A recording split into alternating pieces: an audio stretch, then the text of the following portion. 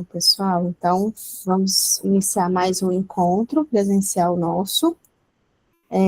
Hoje a Carol vai estar falando sobre gestão dos serviços de internação hospitalar para transplantes. Com você a palavra, Carol. Vamos lá. Boa noite a todos. Hoje eu estou com a voz um pouco ruim.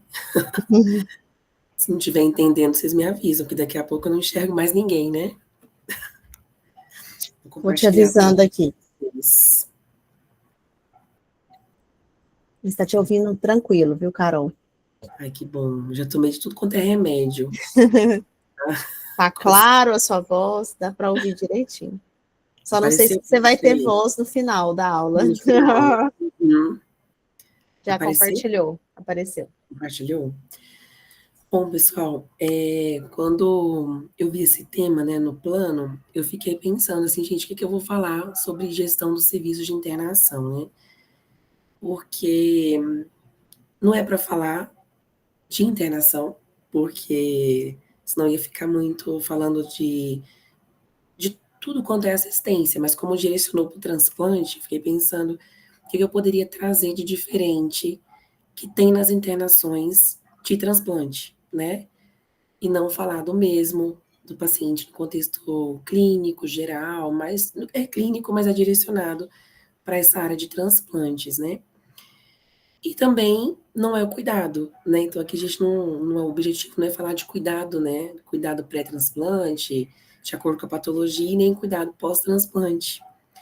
Então aí eu espero que eu consiga atingir o objetivo, trazendo o que a gente tem de gestão dos serviços de internação hospitalar para os pacientes que estão ou aguardando um transplante ou no pós-transplante.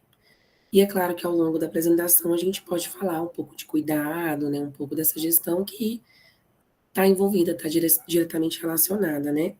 Mas trazer o que é de diferente, porque na aula passada a gente trouxe um pouquinho do ambulatório. E a gestão do ambulatório é uma gestão muito relacionada à gestão da internação, né? Vocês viram ali, né, que o enfermeiro, ele é o centro do cuidado, que o enfermeiro, ele é a referência, né? Existem os enfermeiros navegadores nesse processo. E quando o paciente interna, esse trabalho ele continua, né? Ele não é fragmentado, né? É importante ter essa centralização também na tomada de decisões, para a gente ter protocolos também bem direcionados, tá? Então, vamos lá. Para começar, eu queria que a gente refletisse um pouco, né, em relação a essa pergunta. Quais são os fatores que impactam no desfecho clínico de pacientes pré e pós-transplante durante a internação? Vocês conseguem imaginar quais são os fatores que podem impactar? Primeiro, a gente falando do pré.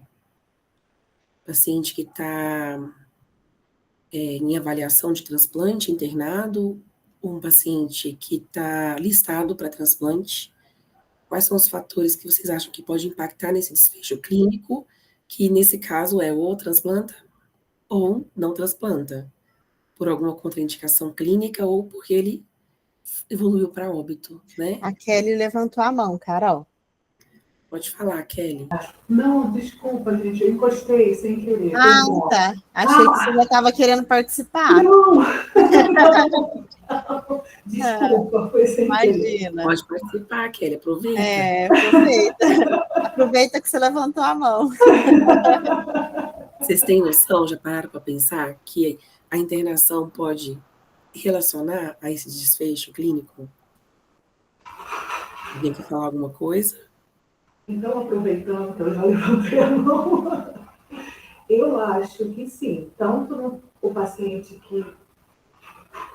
Acho que por dois lados, assim, o paciente que já está internado, e que talvez a gente ache que possa ser mais fácil, né? Uma vez que ele já está internado, então os exames estão ok e tal. E aquele paciente que está sendo acompanhado e que a equipe entra em contato e fala, vai ser daqui a 2 dias, alguma coisa assim. E, tipo, traz os exames e aquela coisa, porque a gente às vezes vê a questão da logística, você mesmo já comentou a questão do paciente que, no caso, um exemplo daqui do Brasília, né? Que não estava aqui, viria de longe. Eu acho que impacta, sim, nesse sentido, né? Talvez num corre-corre, uma ansiedade ali, e até essa questão também da demora, de repente, dos exames. Não sei se era bem isso assim, que você queria, mas eu pensei por esse lado. Uhum. Alguém mais sinalizou? Ouvi um barulhinho? Kaique, pode Uma das falar. coisas que eu acho que sempre ajuda nessa coisa do impacto que vai ter, e principalmente pensando que é a coisa de estar internado antes, ou mesmo estar internado depois também do transplante, é a questão do paciente entender o próprio quadro, o conhecimento mesmo, né? Isso eu acho que é para qualquer quadro de saúde que a pessoa entender o processo, é quase tão bom quanto o remédio, às vezes, sabe? A pessoa saber o que ela pode fazer, o que ela não pode fazer, saber o que vai acontecer. E isso você estando internado ali no próximo transplante depois, você tem como, a equipe tem como passar mais informação para o paciente, né? Então tem como ele sair de lá mais bem preparado. Tanto bem preparado para o início da cirurgia, quanto bem preparado para poder viver a vida dele no pós-transplante. E pensando que a apresentação ontem não, né, da última aula foi do ambulatório de pré-transplante, uma das coisas que eu acho que vale muito do ambulatório de pré-transplante é essa coisa da pessoa entender o próprio quadro. Porque às vezes é uma coisa tão pequena que a pessoa está fazendo de errado, que vai impactar lá na frente, que se tivesse um acompanhamento, tivesse alguém que soubesse do quadro, explicando o que ela tinha que fazer, ela não faria errado, sabe? Sim. Mais Karen? alguém? Karen.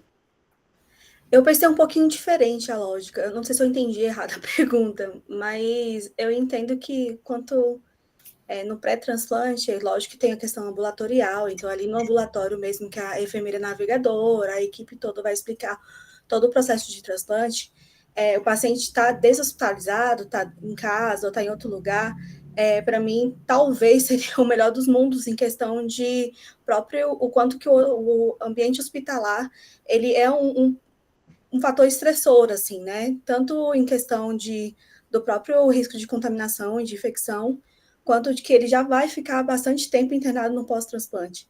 Então, quanto menos tempo o paciente estiver internado, na minha cabeça é melhor, sabe? Tanto no pré-transplante. Então, eu entendo que se o paciente não está internado no pré-transplante, por nenhuma questão de clínica dele, menos chance de infecções, menos chance de estresse, menos chances de bastante coisa, assim, sabe? Não sei se eu entendi errado a pergunta, mas eu pensei mais por essa lógica. Isso. Se ele tá no se ele estiver no ambulatório, é o melhor dos mundos, né? Mas quando a gente fala de internação no pré-transplante, a gente fala de pacientes que muitas vezes não estão no hospital transplantador. Muitas vezes eles estão internados em outras instituições, né? Então, se essa internação acontece em um hospital que está muito distante do centro transplantador, pode até significar o não transplante dele.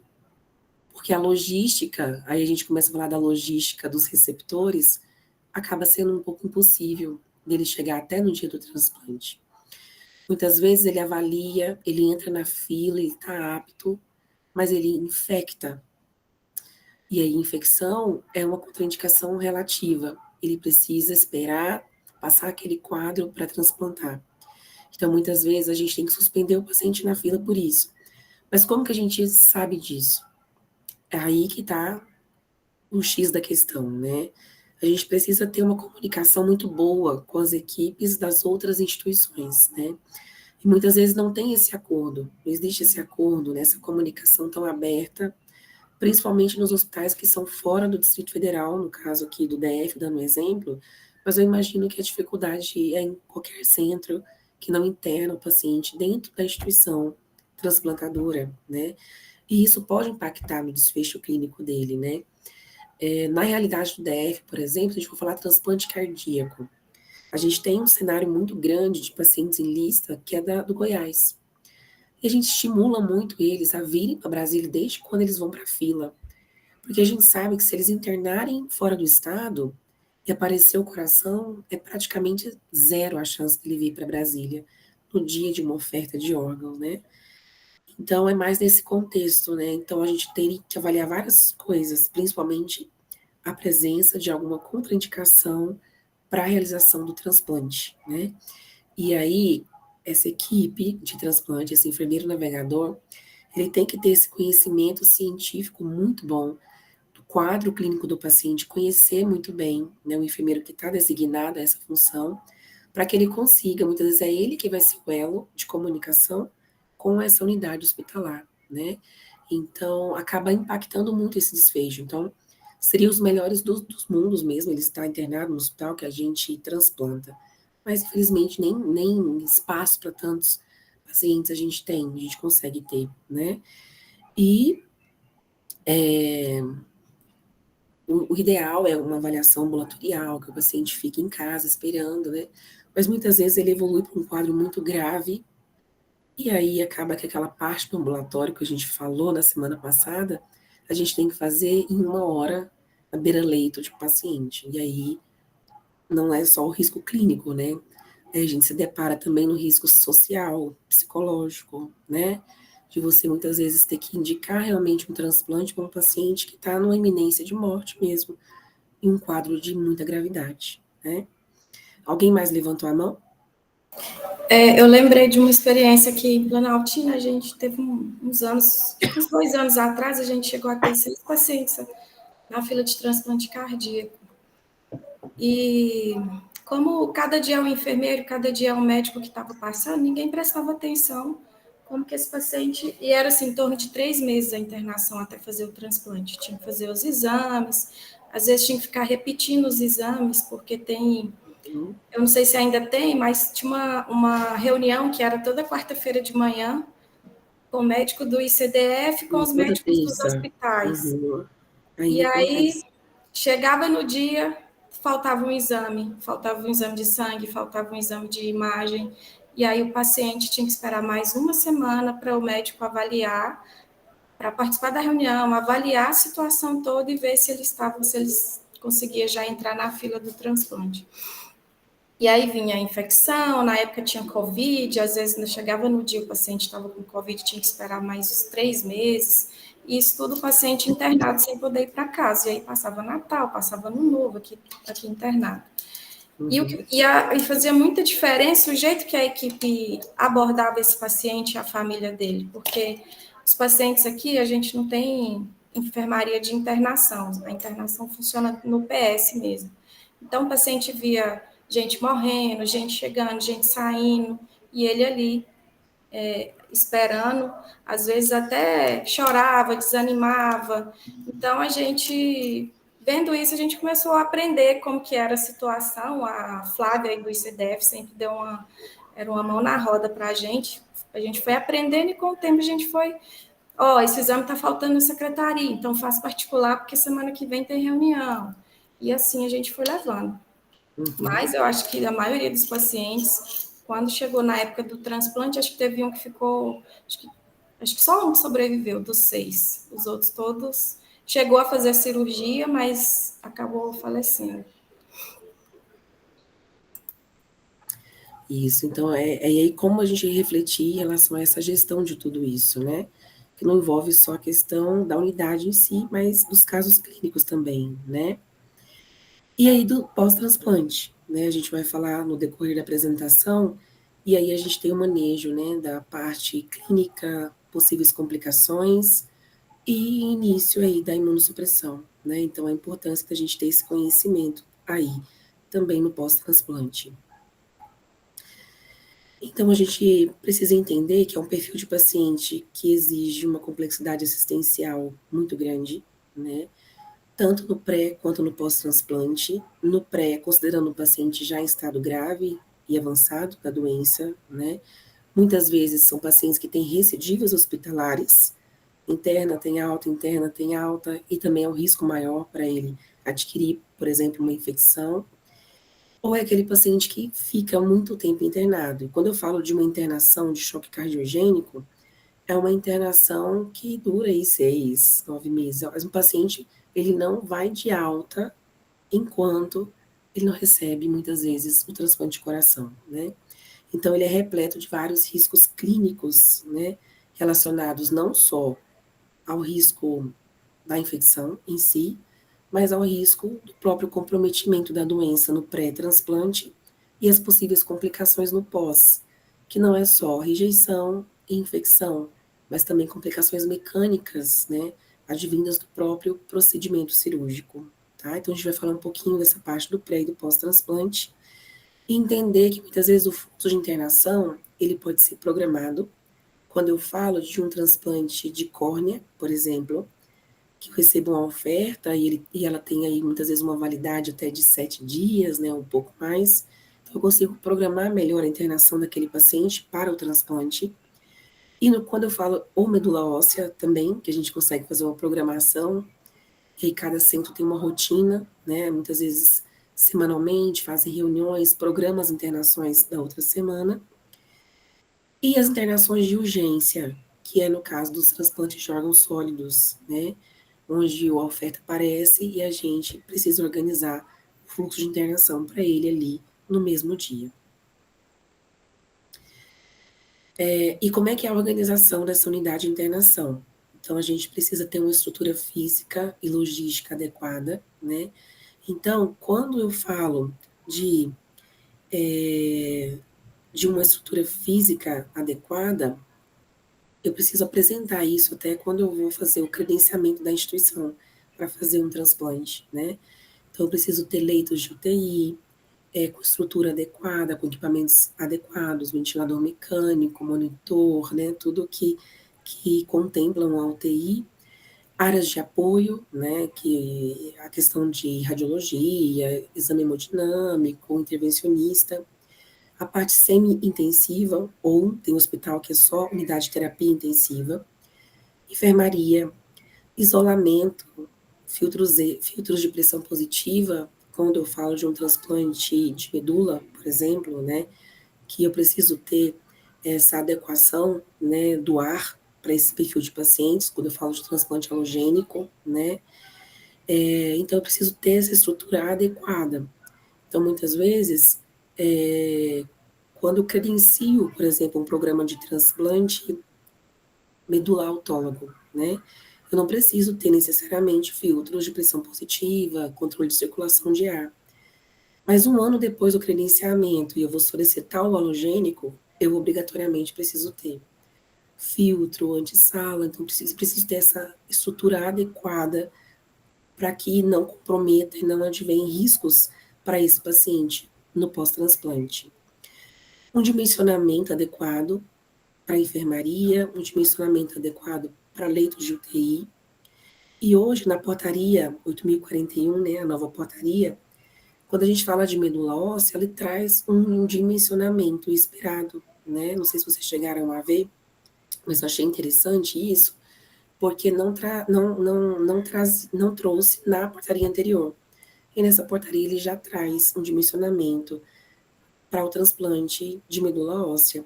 E é importante para direcionar a equipe quando a gente vai pensar nesse dimensionamento de acordo com o perfil dos pacientes. E, é claro, protocolos clínicos e assistenciais adequados. Então, é importante ter um protocolo geral, clínico, e os protocolos operacionais padrões, que é de acordo com cada procedimento que vai ser realizado. E aí, no que eu falo de segurança do paciente, né? Então, eu falo de procedimentos que vai garantir a segurança desde que ele chega para fazer o transplante até o momento que ele vai de alta, né, falando do processo de internação. Então, protocolos de identificação, a gente vai ver um pouquinho mais na frente, quando a gente vai falar um pouquinho da linha de cuidados, prescrição segura, protocolos de alerta de alergias, a parte de hemoterapia, controle antimicrobiano é muito importante, principalmente no pós-transplante, a gestão das infecções relacionadas à assistência, a vigilância microbiológica, né, a normatização de visitas e apoio familiar, isso também pode modificar de acordo com a precaução que o paciente está apresentando, às vezes ele está com precaução padrão, uma precaução aérea, e no caso da medula óssea também, normalmente a gente restringe mais a questão das visitas durante o período de internação do paciente para diminuir o risco de contaminação do próprio paciente no ambiente hospitalar. processos críticos na internação hospitalar para transplante, né? Então, para a gente gerenciar esses processos críticos, é importante a gente fazer uso de checklists clínicos, cirúrgicos, para direcionar o preparo adequado desse paciente, o alinhamento e o acompanhamento da equipe multidisciplinar. Então, esse acompanhamento, essa avaliação, ela não termina na fase ambulatorial. Na verdade, na fase ambulatorial pré-transplante, é o start para que eu consiga acompanhar ele durante a internação e montar um planejamento adequado de alta para aquele paciente. Então, é importante a gente ter farmácia clínica com adequada reconciliação medicamentosa e direcionado, no caso do pós-transplante, uma atenção especial aos imunossupressores, né? Que são medicamentos que o paciente começa a tomar a partir do momento que ele realiza o transplante de órgão sólido e ele vai tomar para o resto da vida, né? Então, são medicamentos, eu costumo falar que não é a dose, não é uma receita de bolo, né? Cada paciente tem uma dose adequada de acordo com o seu peso, né? Então, no início, eles começam numa fase de indução, que é um período que a dose está muito maior, então o risco de infecção para esse paciente também é muito maior, né? Então, é restrito muito mais e o cuidado precisa ser mais redobrado, né, nesse período. E aí é importante a gente observar não só a presença de infecções, muitas vezes oportunistas de um ambiente hospitalar, né? Então, é claro que a lavagem das mãos é ainda universalmente aquilo que protege, que garante mesmo que não vai ter infecções cruzadas, porém, um paciente que tem imunidade baixa, ele pode manifestar uma infecção dele mesmo, né? Então, por exemplo, às vezes o paciente já teve herpes, ele já teve catapora, né? O citomegalovírus é um vírus que é muito comum manifestar no pós-transplante, né? Que muitas vezes a gente tem ele, né? Nunca manifestou, mas com imunidade baixa aquilo vai se manifestar, né? Então a equipe tem que estar alerta na manifestação desses sinais e sintomas no pós-operatório para que possa ter, de acordo com o protocolo clínico, assistência precoce e adequada para evitar maiores complicações.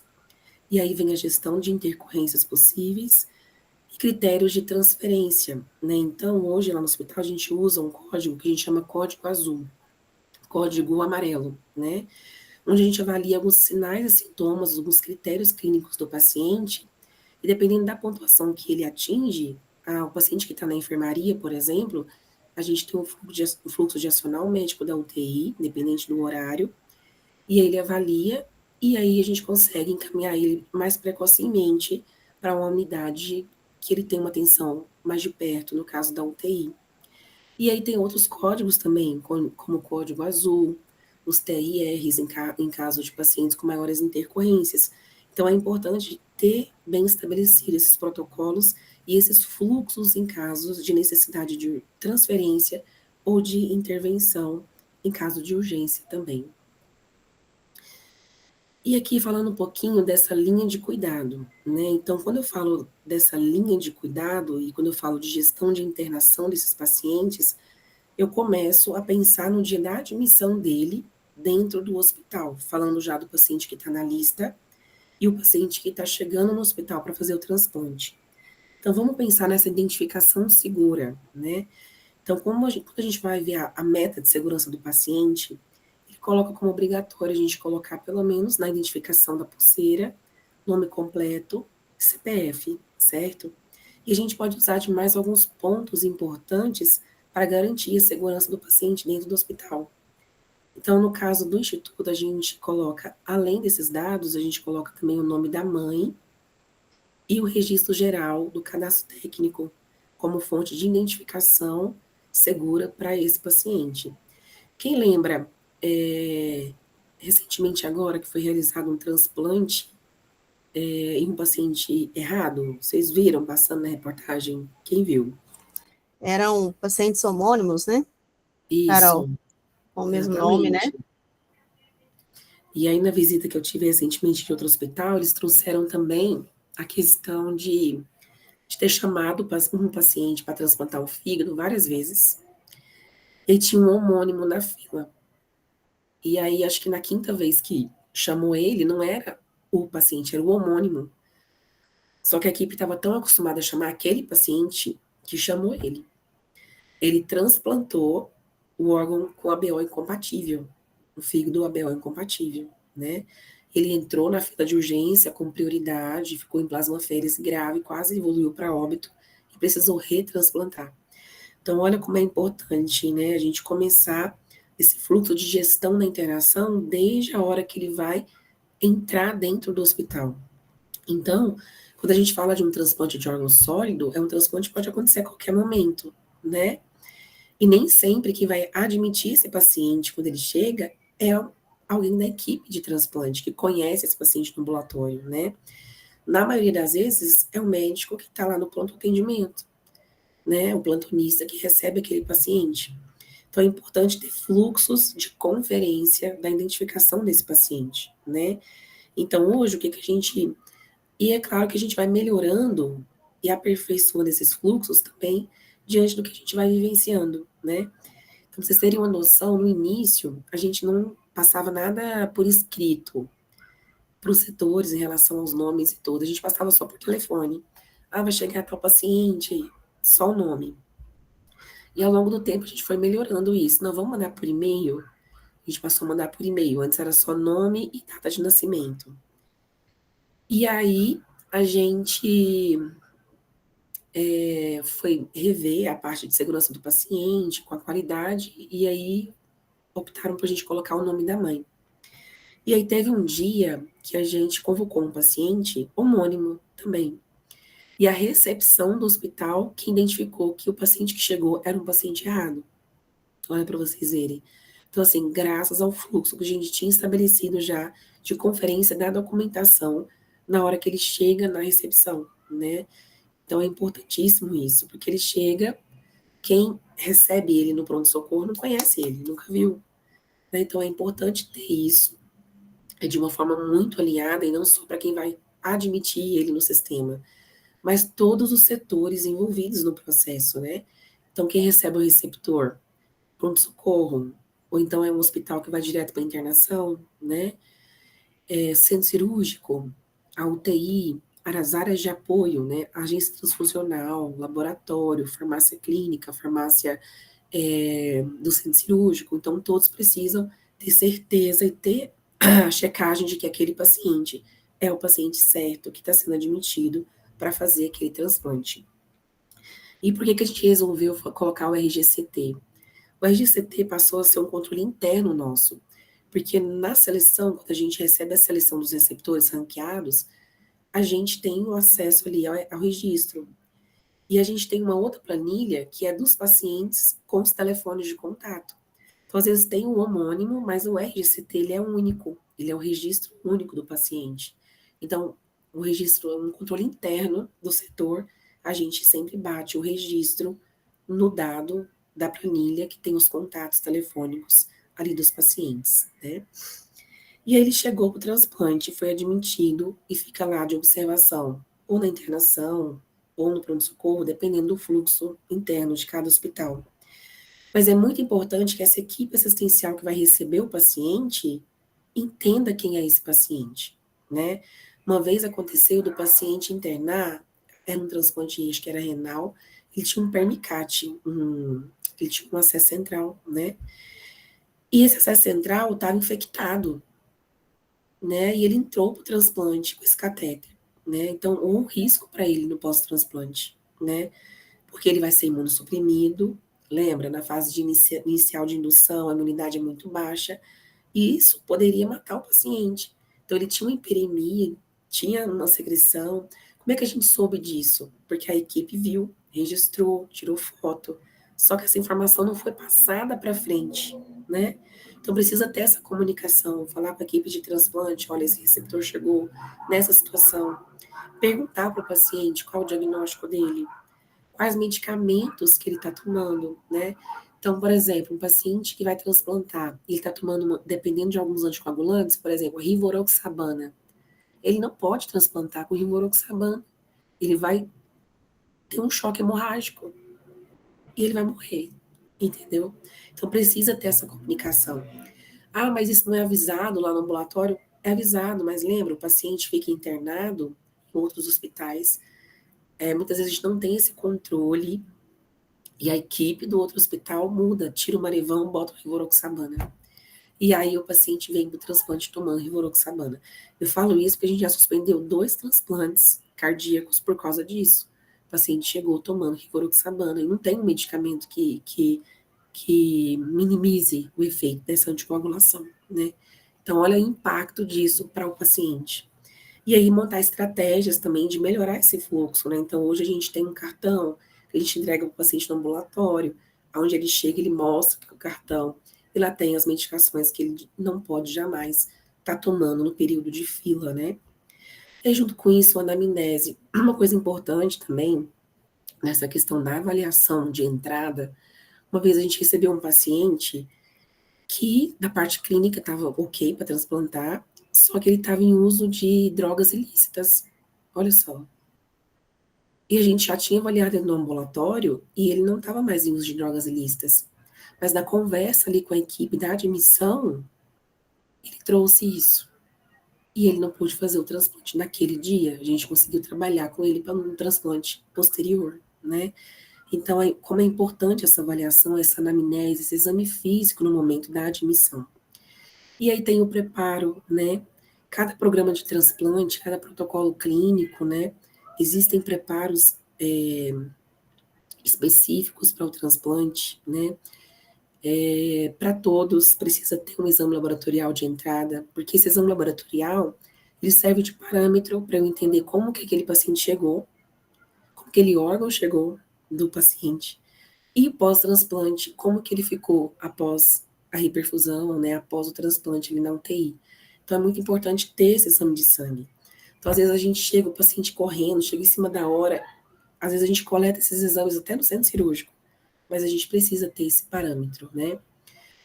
Raio-X de tórax para todos também. O raio-X de tórax é importante para a gente ver se tem alguma infecção pulmonar, né? Então, às vezes o paciente está ok, mas ele está com pneumonia. Ele não pode transplantar em vigência de infecção ativa, porque ele pode morrer de infecção no pós-operatório, né? E aí, ele é encaminhado para fazer o transplante, depois vai para a terapia intensiva, e ali tudo começa, né? Todo o processo de indução de imunossupressão, observação intensa e atenciosa aos sinais de complicação, aos sinais de risco, não advindos somente da cirurgia, né? Mas advindos também até da própria tomada do imunossupressor, né?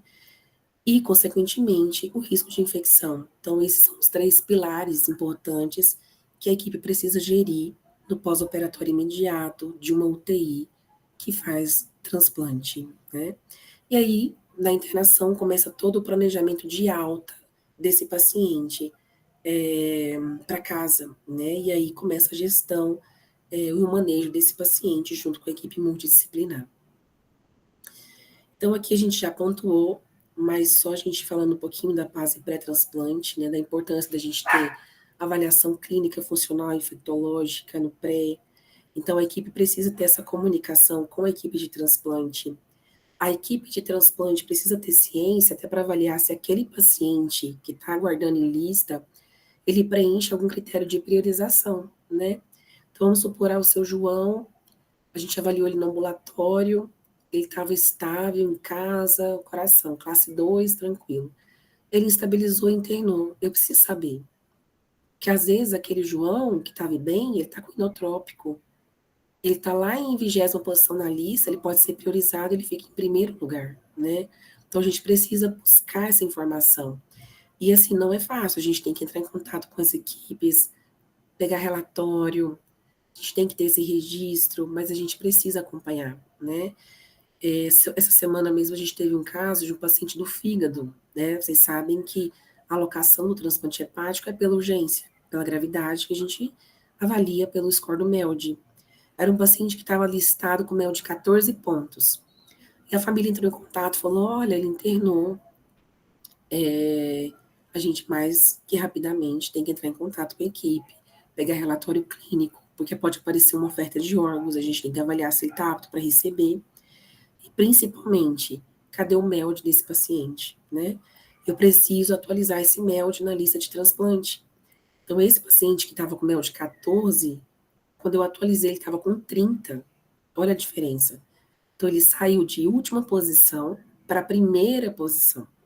Inclusive, ele fez o transplante hepático antes de ontem, né? Então, olha a diferença da gente gerenciar esse processo pré-transplante e ficar de olho nesses pacientes que estão internados, né?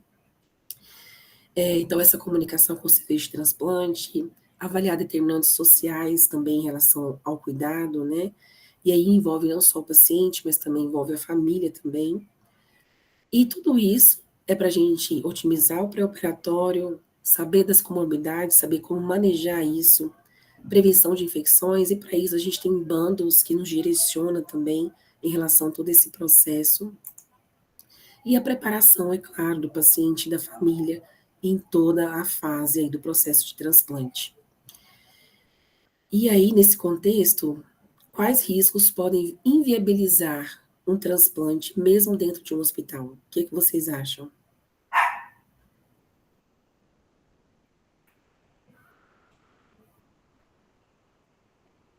O que vocês acham que pode inviabilizar um transplante, mesmo o paciente estando ou internado em um hospital aguardando, ou ele chegou para fazer um transplante, e aí no dia não vai acontecer mais?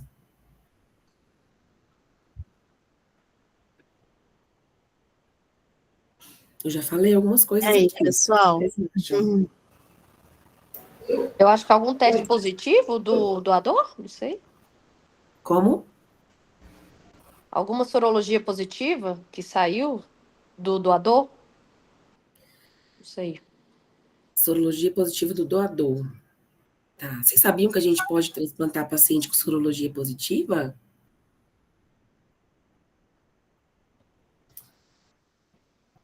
Vocês sabiam disso?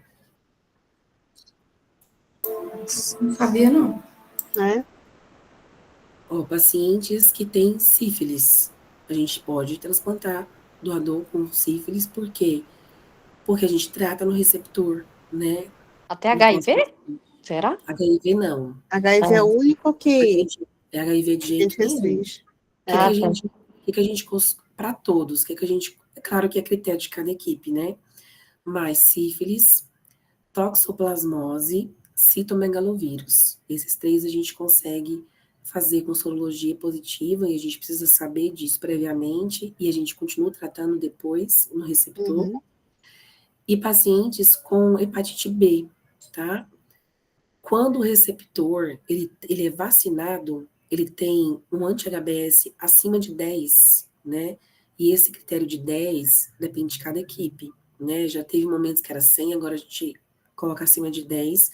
Então ele é vacinado, então ele tem um anti-HBS reagente, né? Então ele pode receber fígado anti-HBC positivo. Uhum. Então é mais uma opção de doador. Então isso é só para fígado, né?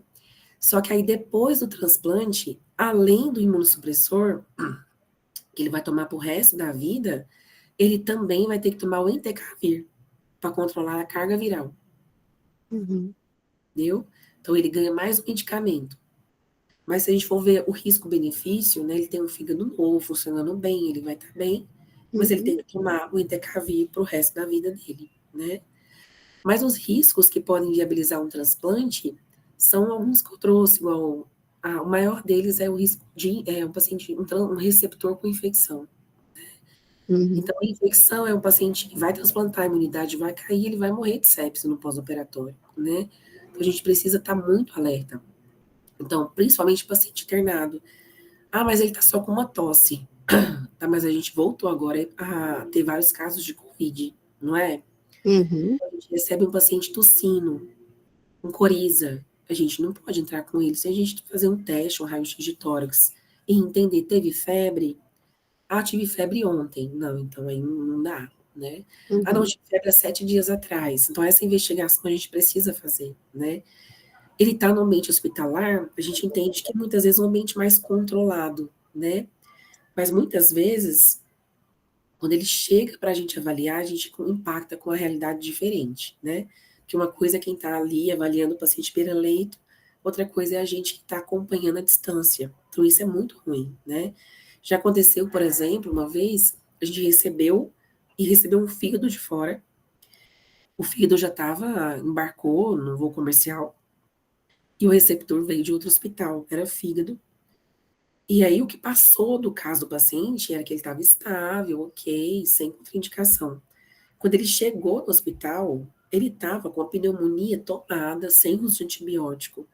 A gente teve que suspender o transplante e o órgão não foi para ninguém.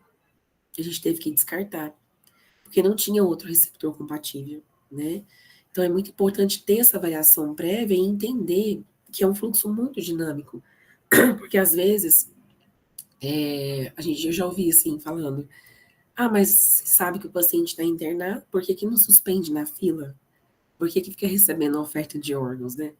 Então a gente prefere deixar ele ativo, avaliar cada oferta, do que deixar ele suspenso, né? É claro que quando a gente aceita mesmo, é porque a gente tem certeza de que é bom. Então, nesse caso, é um paciente que está em outro hospital, a gente não está acompanhando beira-leito, então fica esse viés ainda, né? Mas a gente nunca suspende um paciente hospitalizado, porque às vezes pode ser a chance dele também, né? E igual eu falei para vocês no início, muitas vezes o paciente está internado no pré, ele não vai de alta sem transplantar, né? Ele só vai de alta com um órgão novo. Muitas vezes é isso. Às vezes a gente tem que avaliar o paciente e falar, olha, você só vai de alta realmente quando aparecer o coração, né? Muitas vezes aquele paciente que está em dependência de inotrópico. Então, são algumas contraindicações relativas que a gente evidencia aí ao longo desse processo. Então, a avaliação desse receptor não acaba no ambulatório, né? Na verdade, é um início.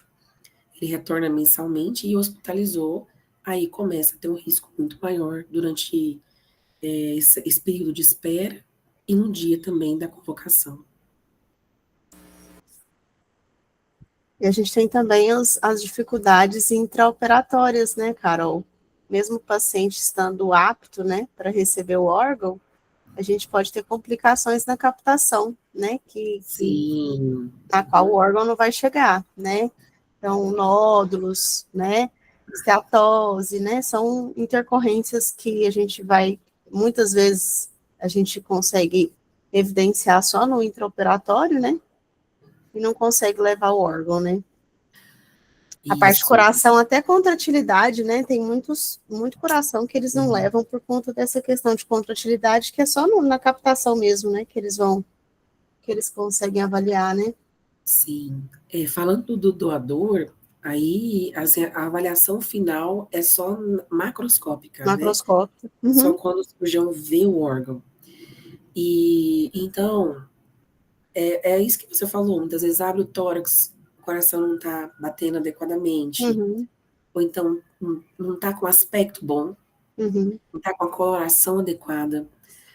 O fígado, por exemplo, às vezes a gente capta, perfunde e pós-reperfusão ele não fica bom, ele fica liso, ele tem que estar vermelho, ele tem que estar liso, né? Ele tem que ter um aspecto bom, e muitas vezes ele não está. Isso aconteceu, por exemplo, sábado, uma equipe viajou para uma captação, captou, armazenou, e aí viu lá depois, cara, conversando, vai, não vai, vai, não vai, disse, não, na dúvida a gente não vai usar. Só que como já tinha captado até, a gente trouxe e fez o descarte aqui, pelo hospital, né? Mas isso pode acontecer também. Hoje a gente teve uma captação aqui no HC, uma paciente de 20 anos, um AVC hemorrágico, ela foi doadora, né? E a captação, a equipe do fígado não conseguiu levar o fígado, porque ela teve uma polipomatose familiar, que ela fez alguns procedimentos cirúrgicos abdominais na infância. E aí, retirada de pólipo, ela retirou um pedaço do intestino grosso, por conta de pólipo. E é algo, assim, genético mesmo da família. E aí, a equipe do fígado tentou de tudo, não conseguiu tirar o fígado por conta das aderências. E aí a gente não conseguiu levar. A gente conseguiu retirar o rim com muito custo. A equipe da URO ficou quase 7 horas dentro do centro cirúrgico para conseguir retirar o rim. Então, são complicações que não tem como prever antes, né? Um fígado excelente ficou para trás. E fora o manejo do doador mesmo, né? Às vezes a gente transplanta e a gente sempre faz hemocultura. A gente Uhum. a gente retira no intraoperatório, né? E às vezes já o órgão já está implantado já, a gente fica sabendo que tinha uma bactéria multiresistente, doador, ninguém sabia. Aí a gente tem que começar a tratar manejo clínico, microbiológico, SCIH, visita diária, round, safety huddle, tudo. Para a gente ter o controle diário ali daquele manejo, porque senão, depois de tudo, conseguir o órgão, ele morre por uma infecção, né? Então é Uhum. importante a gente ter esse controle muito bem controlado, né, disso tudo. Inclusive, a gente está fazendo até uma análise agora, porque a gente estava. Não sei se você chegou. Você trabalha com IGL, Ana? Não, custodial. O John, né?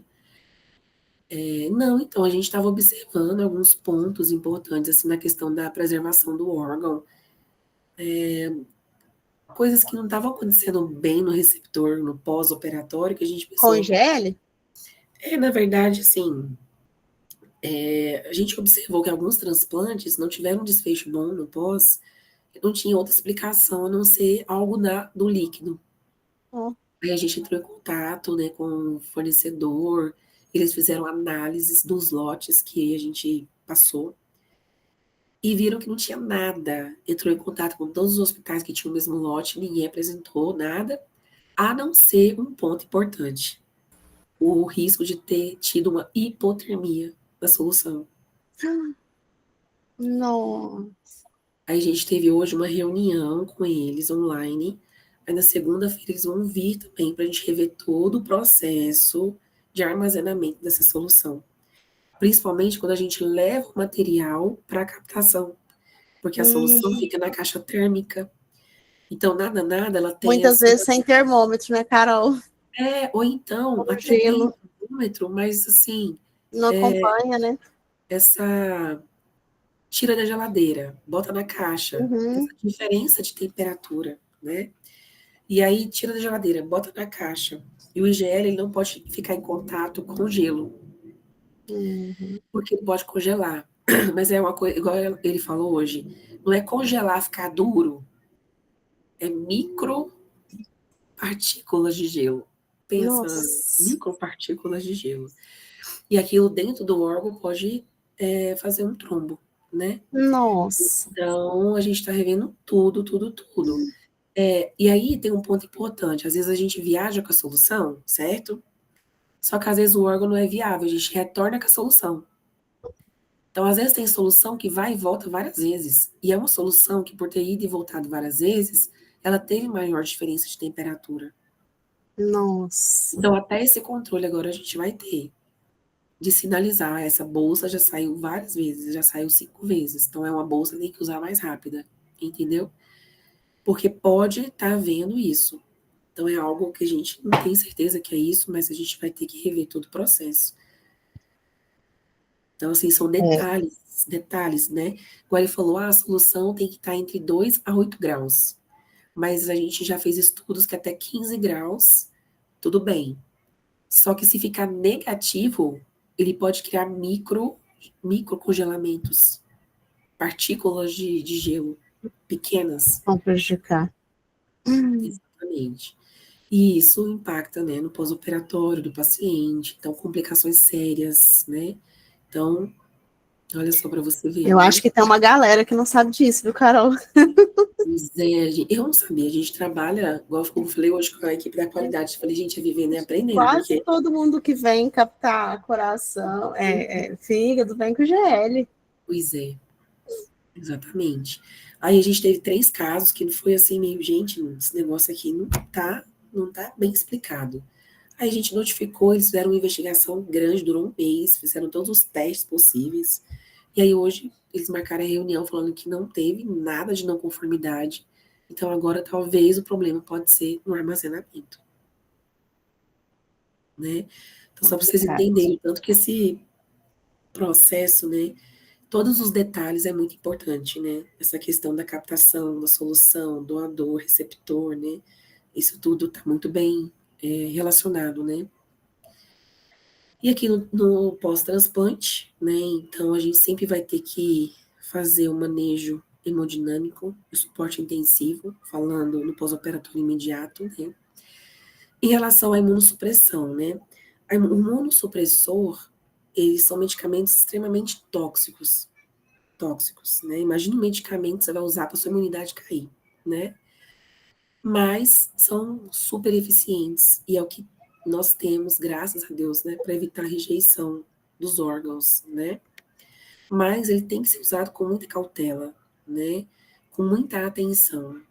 Os imunossupressores, eles podem fazer efeito colateral com inúmeros medicamentos, né? Então é importante a equipe assistencial ter o conhecimento dessa medicação, saber se ele pode conciliar com outra medicação ou não, os horários adequados para administrar essa medicação, se é em jejum, se não é em jejum, né? Por exemplo, lá no Instituto, a gente dá tacrolimo, que é um dos imunossupressores, em jejum, de 1 hora antes e 1 hora depois. Eu já conheço a instituição que dá 2 horas antes e 2 horas depois de jejum, né? Mas precisa ter essa atenção, né? Porque se você toma e come, diminui o metabolismo, né? E junto com isso, a coleta da dosagem sérica de forma adequada, porque se a equipe coleta no horário errado, é o resultado errado, é o manejo errado, clínico do paciente. E aí ele pode começar a ter uma rejeição, porque o médico baixou a dose, porque a dose foi coletada na hora errada, né? Ou então ele pode aumentar muito a dose, porque o nível veio baixo, mas às vezes foi por causa da coleta errada, né? E ele começa a ter uma nefrotoxicidade, por exemplo, por causa disso. Ou ele pode ter uma convulsão, né? Ou ele pode estar mais susceptível a ter pressão alta, diabetes, né? Vários efeitos adversos que o imunossupressor ele pode estar causando. E aí, consequentemente, a vigilância infecciosa sempre, principalmente nos 3 primeiros meses de transplante, que é o período de indução do imunossupressor, é um período que a dosagem está muito alta, então existe a infecção que ele pode adquirir, ou uma infecção que ele pode manifestar dele mesmo, né? Então, é o controle realmente da viral desse paciente, dos sinais e sintomas que ele está apresentando, e investigar. Então, esse paciente transplantado, ele precisa ter um sinal assim, de alerta 24 horas, né? Então, vamos imaginar um paciente que está na internação, é um paciente que teve febre, né? Esse paciente teve febre, vamos supor, à noite. Está lá, internação, enfermaria, não tem médico à noite. Vamos imaginar um setor assim, não tem os hospitalistas nem nada, tem que chamar o médico da UTI. Ele teve febre. E aí, às vezes, aí a enfermeira viu lá, anotou e falou, não, amanhã, no primeiro horário, eu passo para o médico quando chegar. Essa é uma conduta que pode ser fatal para o paciente imunossuprimido, né? O paciente transplantado, teve febre, ele precisa ser imediatamente investigado. De onde está vindo essa febre, né? Pode ser um vírus, pode ser uma bactéria multiresistente, e começar antibiótico de forma imediata. Eu não posso esperar o plantão do outro dia para falar com o médico plantonista, para colher uma hemocultura. Então, ele precisa, ele é um paciente de alerta em todos os setores do hospital, seja na UTI, seja na internação. Então, é importante a equipe assistente, a equipe de enfermagem, a equipe médica ter a consciência disso, principalmente quando a gente fala de um hospital que muitas vezes é universitário, que tem muitos acadêmicos, tem residentes, né? Então, todos precisam entender dessa urgência do paciente, porque senão você perde o paciente de um dia para a noite, né? Então, tem que ter a gestão clínica desse paciente e a gestão dos serviços. É um paciente que eu tenho que ter um alerta especial nos sinais vitais desse paciente, todos, mas o transplantado, ele é o paciente mais frágil por si, né? Garantir a manutenção da função do enxerto, né? E como é que a gente sabe que o enxerto está funcionando bem, né? Sinais e sintomas, exames laboratoriais, exames de imagem, né? Tem algumas rotinas dos programas de transplante, por exemplo, o coração, que a gente faz biópsias periódicas, né? Então, o paciente transplantou, ele faz biópsia endomiocárdica 2 vezes no primeiro mês, né? Então, são protocolos de investigação do processo de função e de suspeitas, né, ou de identificação de uma possível rejeição. E aí começa toda a parte de gestão de complicações cirúrgicas e clínicas, o cuidado multiprofissional e em todas as etapas é importante ter esse registro adequado de toda a assistência e de toda a comunicação que a gente tem com o paciente, né?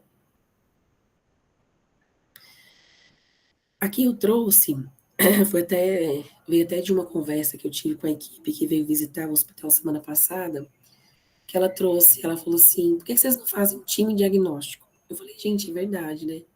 E eu falei, não, mas a gente já faz isso. E ela, você já faz o time diagnóstico, só que você não registra. Então, olha a importância disso, né? O que é isso? Quando a gente fala de um paciente internado pré e pós-transplante, ele é um paciente que ele precisa não só de atenção da parte clínica, porque pode ter algum risco do intraoperatório ou do pós-transplante, mas a parte psicossocial. Então, quando a gente tem uma equipe multidisciplinar dentro do hospital, é importante a gente ter os rounds periódicos, né? É importante a gente ter essa comunicação, porque muitas vezes o paciente está internado não pela parte clínica, mas pela parte psicossocial. Então, a gente tendo esse momento, né, esse round com a equipe multi, a gente consegue entender o que está acontecendo com aquele paciente e coisas que vai além da parte clínica, né, do transplante. E é importante que a equipe assistencial dessa unidade também esteja presente nos momentos dessas reuniões, que precisam ser reuniões rápidas, né, não são reuniões de meia hora, de uma hora, são visitas de 5, 6, 7 minutos em cada paciente, no qual cada um pode falar a parte clínica e vir com a parte psicossocial. A gente teve recentemente, agora, vários casos, mas vou citar um para vocês. De uma paciente que transplantada, cardíaca, jovem, adolescente. E que a gente não conseguia dar alta para ela, porque ela não tinha, a casa não estava adequada para ir embora, né? Então a gente faz toda uma investigação, o serviço social visita a casa do receptor, e aí a casa não estava adequada, da parte de risco de infecção mesmo, tinha muito risco. Tinha cachorros que fazia tudo em qualquer lugar, estava muito sujo, não tinha estrutura, enfim, estava realmente numa condição complicada. E a gente não conseguia dar alta para ela por causa disso, né? Então a gente fez uma força-tarefa de forma multidisciplinar para que a gente montasse um planejamento de deshospitalização dessa paciente, né? E aí a gente conversou, montou essa estratégia, o que é possível para você, é possível para outro lugar, é possível arrumar essa casa, é possível alugar um lugar. Por fim, conseguiram alugar um apartamento, a equipe fez a visita novamente e deshospitalizou a paciente, né? Então, se a gente não tiver esses momentos multidisciplinares, a gente não consegue identificar esse problema e fazer com que o paciente deshospitalize. Porque igual, acho que quem falou no início, não lembro, Karen, não lembro, a gente não quer que o paciente fique internado, a gente quer que o paciente vá para casa, porque internado, o risco dele é muito maior, né? Então é importante ter esse time. Ah, mas eu não vou fazer porque o médico nunca pode. Mas é aí que tá. A gente pode fazer o time sem o médico, né? A gente faz um time multidisciplinar com a equipe multi que a gente tem dentro do hospital, né? Ah, mas no meu hospital só tem psicólogo e nutricionista. Eu não tenho serviço social. Ok, vamos fazer com o que a gente tem. Ah, a gente não tem farmácia clínica. Ok, vamos fazer enfermagem, psicologia, nutrição, com quem a gente tem ali. E sempre passar para a equipe assistencial daquela unidade, né? Então é muito importante a gente ter essas reuniões clínicas, esses rounds. A gente não consegue passar todos os dias, mas a gente consegue passar 2 vezes na semana, de forma rápida. Ah, mas a gente não consegue passar todo dia presencial. Vamos fazer um round? Vamos fazer um safety handle rápido? Vamos criar um instrumento com todos os pacientes internados? Vamos repassar aqueles casos, né? Então, esse planejamento de alta é muito importante, né? Principalmente no período pós-transplante. Aqui eu trouxe só um modelo de orientação, né, do pós-transplante. Então, é importante a gente ter coisas visuais para os pacientes, né? Coisas que eles olham de forma rápida e eles conseguem ficar orientados naquele processo, né? É claro que, às vezes eu vejo, gente, e às vezes eu até sou cobrada assim, Carol, vamos fazer um manual do paciente, um manual de 50 páginas. Gente, o paciente não vai, né? Assim, pela minha experiência, não, gente. Né? Então, assim, vamos ser objetivos, vamos criar pontos, né, fortes para que ele olhe aquele folder, aquele documento, né, e ele consiga ficar orientado. E a equipe assistencial também consegue ficar orientada em relação àquilo, né? É claro que dentro das macro-orientações, tem micro-orientações que ele não vai também absorver, né? O período de internação, no pós-alta, aquilo é ao longo do tempo, né? E o acompanhamento multidisciplinar, ele acontece também, né, ao longo desse tempo, né? Então, aqui eu trouxe para vocês um dos folders que a gente utiliza, que é da orientação pós-transplante, né? Então, esse folder a gente entrega no momento da alta, mas desde que o paciente transplanta, a gente começa a orientação e o planejamento de alta, né? Então, no dia ele recebe esse folder, ele recebe certificado, ele recebe presente, ele recebe balão, várias coisas. Mas a gente deixa com ele isso por escrito, aí do outro lado tem todos os contatos, a gente tem o WhatsApp, que ele consegue falar diretamente com a Secretaria de Transplante, ele consegue falar diretamente com o enfermeiro responsável por cada programa, ele tem o contato geral do hospital, ele tem o contato do e-mail, né? Então, a gente tem que favorecer essa comunicação, né? E nunca pensar que o paciente vai estar 100% orientado, porque sempre vai ter uma dúvida e algo a mais para a gente estar trabalhando e planejando com ele. Até porque o contexto muda, né? O contexto de vida dele muda, né? Eu vou dar um exemplo para vocês também de um paciente que a gente transplantou. Na época ele era casado, aderente, tinha toda uma rede de apoio, tudo ok. Ele transplantou, menos de um ano ele separou, desestabilizou, ficou totalmente desestruturado, parou de tomar os medicamentos, internou, choque cardiogênico, renal crônico, está na hemodiálise agora, né? E chegou a ficar até morando na rua por um tempo. Olha para vocês verem o tanto que o contexto muda, né? Então, nunca acaba só no ambulatório, nunca acaba só na internação, né? Essa dinâmica de acompanhamento, ela precisa ser para o resto da vida, né? Então, é muito importante a gente ter essa consciência. E pode acontecer dele chegar e falar, nunca ninguém me falou isso. E a gente tem que ter a paciência de voltar e reorientar ele novamente.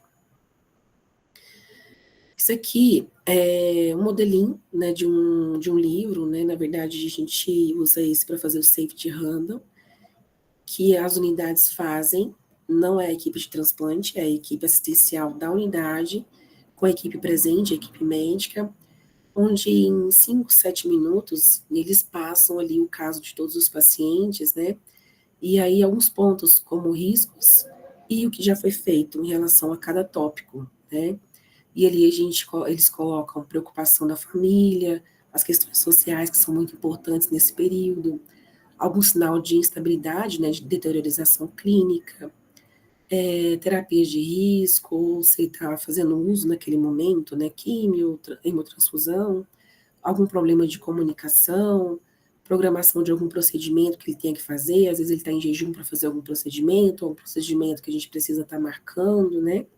Se é um paciente watcher, né, um paciente que requer um cuidado mais especial, um paciente que tem um risco maior de ter uma complicação, e a gente tem que estar com um radar ligado para ele, algum evento adverso, alguma intercorrência nas últimas 24 horas, e questão gerencial, logística, estrutural da unidade, né? Algum material que está faltando, algum material que deu problema, algum material que foi emprestado, né? Os acionamentos de códigos que foram realizados. Então, é feito individualmente para cada paciente, então é um momento muito importante para a gente integrar aquela comunicação em equipe. E alguns indicadores que a gente pode estar acompanhando também, taxa de infecção no pós-transplante, pacientes que teve alta e retornou para internação em 30 dias, qual é o tempo médio de internação desses pacientes depois do transplante, a mortalidade intra-hospitalar e pós-alta precoce. Esse indicador acaba ficando mais para a equipe do transplante, mais a parte gerencial, que é algo que a gente acompanha no pós também, alta, e não envolve só o período de internação e o índice de satisfação do paciente. Isso é muito importante, né? Inclusive, hoje eu até comentei que é algo que eu quero fazer para os pacientes pós, para ver se eu consigo até melhorar um pouco a equipe, né? Contratar mais gente, por exemplo, né? Porque eu sempre escuto muitas vezes do paciente assim, Carol, no pós, o enfermeiro, não consigo falar com o enfermeiro, Carol, não sei o quê. Porque como a demanda é muito grande e a gente só tem um enfermeiro, acaba que o foco fica muito para o pré-transplante, né? É rápido, tem que listar o paciente, e o pós-transplante fica mais para atender as necessidades que aparecem. Então, a gente precisa ter rotinas de atendimento, né, nos momentos mais críticos, por exemplo, nos primeiros meses pós-transplante. Então, isso a gente não está conseguindo ainda. Mas eu pensei, falei, gente, eu vou fazer uma pesquisa com os pacientes e, de repente, eu consigo formalizar realmente essa necessidade de a gente ter. Então, é mais um objetivo e uma importância da gente ter os indicadores, né? E aqui eu trouxe alguns indicadores mais de gerenciamento de unidades de internações, né? UTI, internação, que a gente pode calcular o número de pacientes dia por período versus o número de leitos dias operacionais, número de saídas, número de leitos operacionais, número de reinternações não programadas em até 30 dias após alta hospitalar, versus o número de internações no setor no período, número de retornos à UTI em 24 horas, então o paciente está na internação e precisou retornar, versus o número de saídas da UTI por alta, tempo médio de internação, taxa de ocupação hospitalar, internação no período versus número de saída hospitalar no período, número de dispositivos versus o total de pacientes, consumo médio do álcool, né, é importante, a gente sempre avalia isso, até para a gente ver o uso, né, da higienização das mãos dos profissionais, e comparando também pelo índice de infecções apresentadas ali no setor, número de PCR em unidade de internação no período, paciente de unidade de internação no período, somatório de código de somatório do número de códigos acionados no período, número total de pacientes com lesão por pressão versus número de paciente dia, número total de quedas. Então, são alguns indicadores gerenciais dos setores de internação, que é importante. A gente não vai focar só em aspectos direcionados para o transplante, né?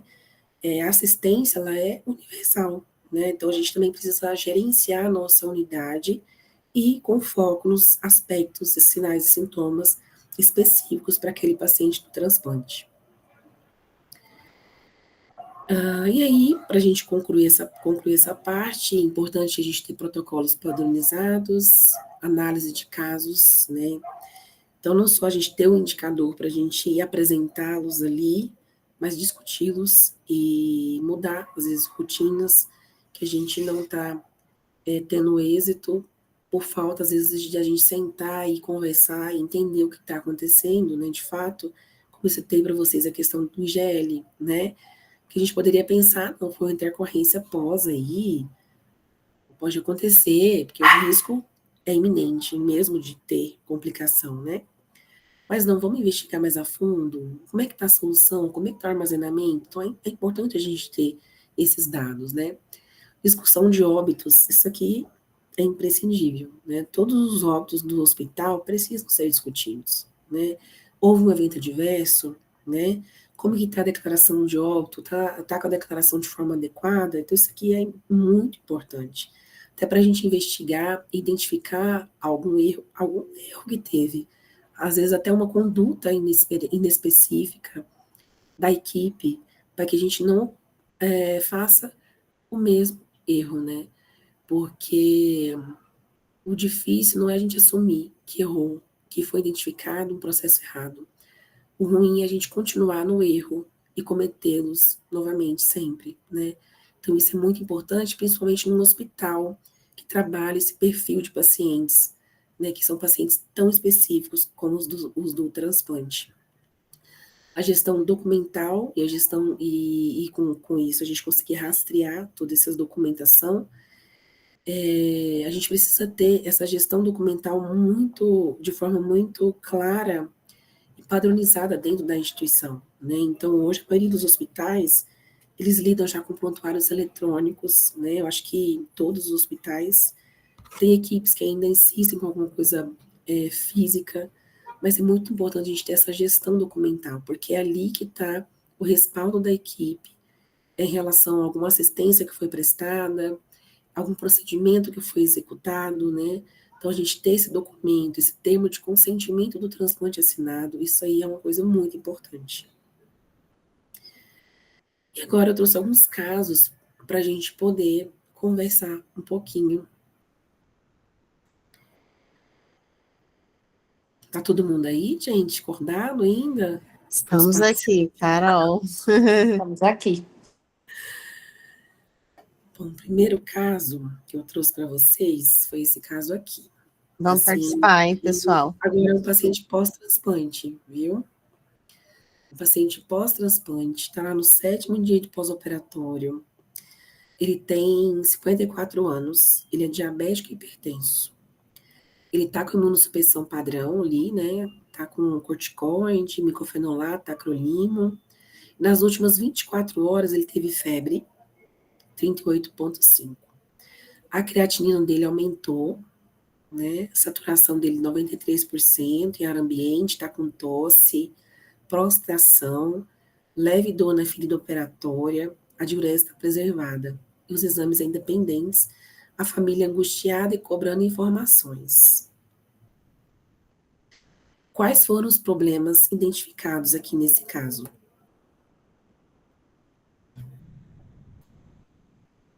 Vocês acham que o paciente está apresentando algum problema?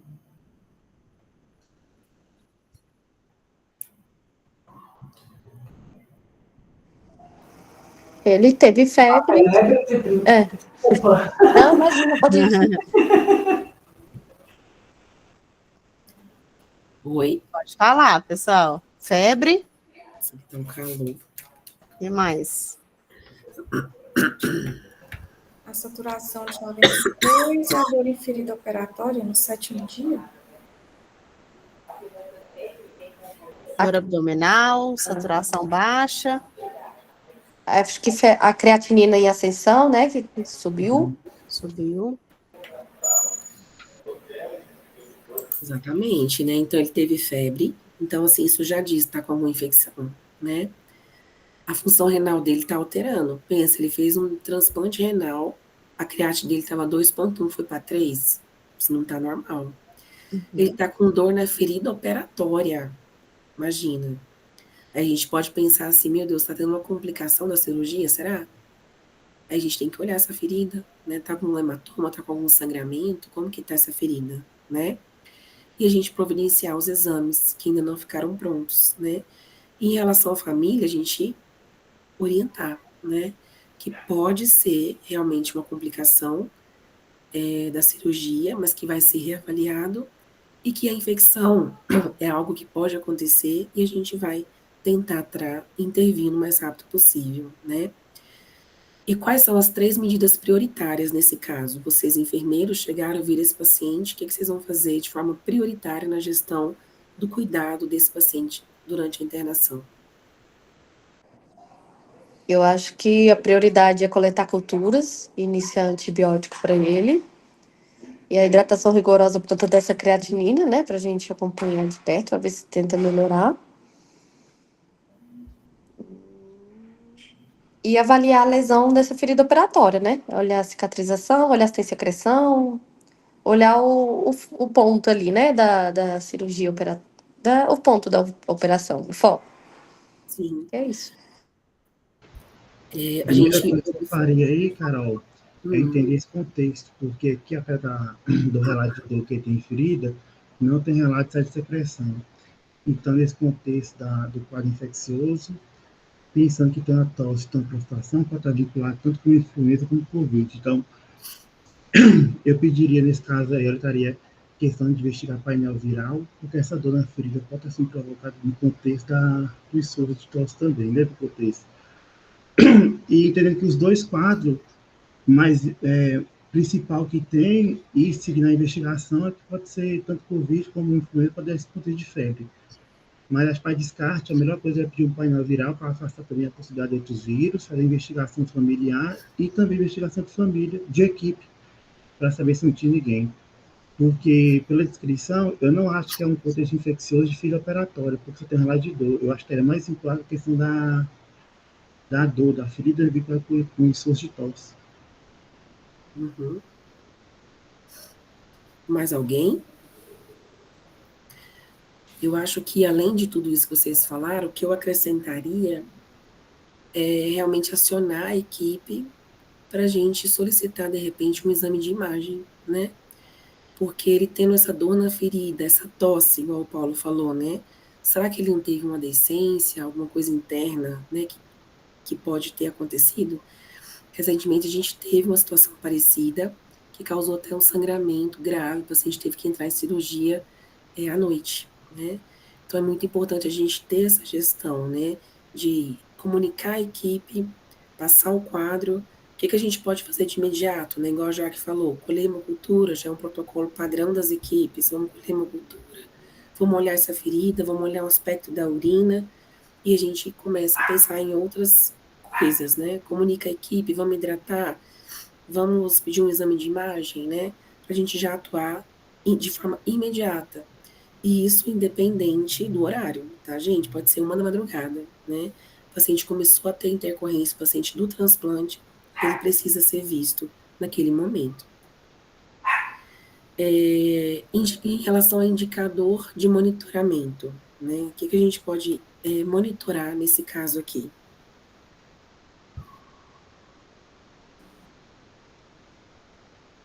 A gente pode monitorar a temperatura? O que vocês acham? Uhum. Creatinina sérica. Exames laboratoriais de rotina e curva térmica. Curva térmica, exames laboratoriais, presença de sinais e sintomas, né? Avaliação de ferida, né, dor, Carol? né? Se muda algum aspecto da ferida. Essa tosse dele, né? Será que ela, né? O que é? A gente, né? Como a gente soube que a gente está passando por um momento, por exemplo, agora cheio de gripe, de Covid. Será que ele não está com Covid? Como que ele está, né? Então, a gente tem alguns indicadores que a gente pode estar lançando mão também. Leandro?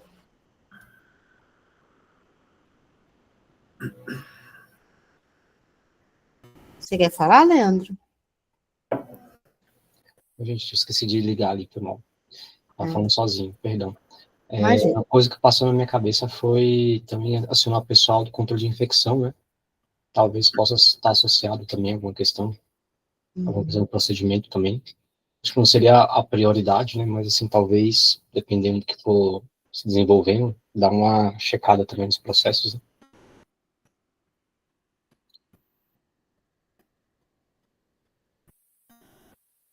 Mais alguém quer falar alguma coisa?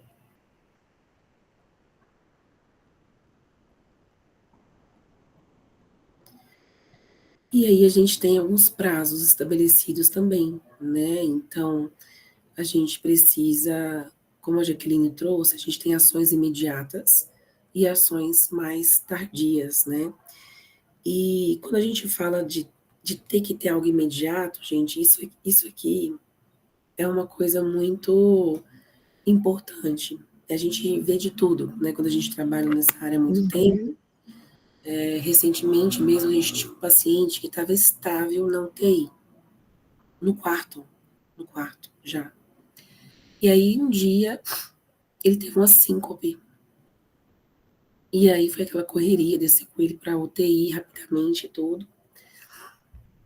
Era um transplante de fígado. Não deu tempo de subir com ele para o centro cirúrgico.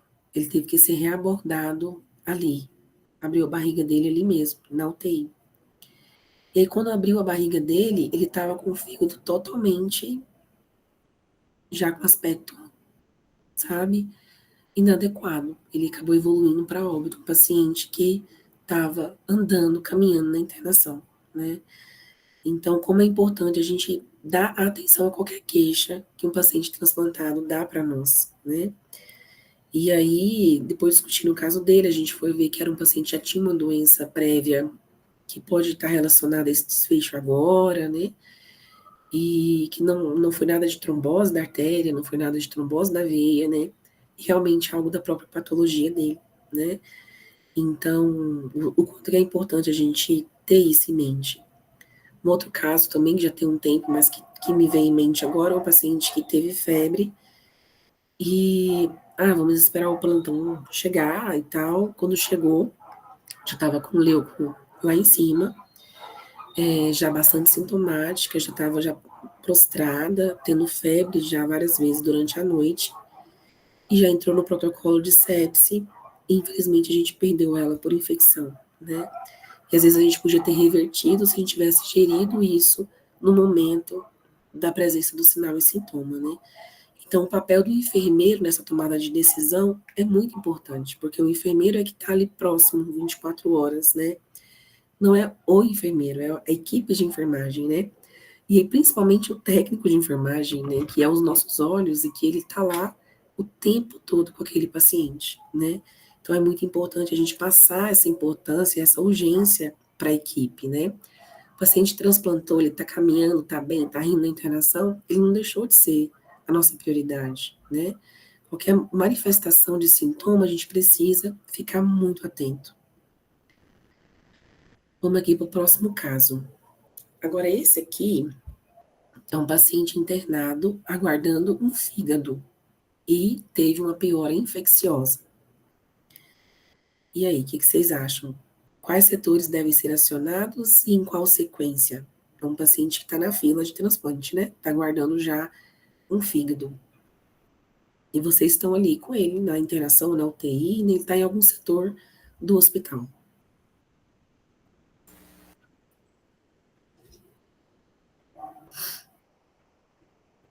O que vocês fazem com esse paciente? O que você faz, Paulo? Vou te falar a primeira coisa. Eu estava tendo um processo. A primeira coisa que a gente tem que fazer, teoricamente, entender esse contexto de madrugada, eu olharia protocolo. Eu não daria mensagem para a infectologista para discutir. Eu entraria com o antibiótico guiado pelo que está no protocolo e iniciaria culturas, pararia a análise por sua sepsis e daí seriam medidas. Porque eu não quis falar, Carol, para não te interromper, mas nesse processo... Não pode falar, não estou vendo nada. Se você não fala, eu não te enxergo. Nesse processo, igual quando você deu o exemplo da sepsis, e a gente precisa parar um pouquinho para lembrar que na sepsis tempo é vida, né? Então, tempo é luz, isso que mostra. Então, a primeira coisa que eu faria aí era a parte laboratorial, tentar identificar qual era o foco da infecção, iniciar antibiótico e antibiótico cultura, né? Para começar. E aí, eles param para quem fosse no contexto envolvido aí.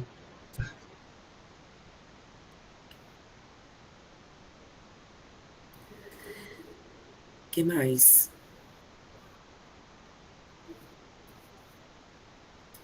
O paciente está internado no hospital, vocês sabem que ele está listado para transplante e teve infecção, né?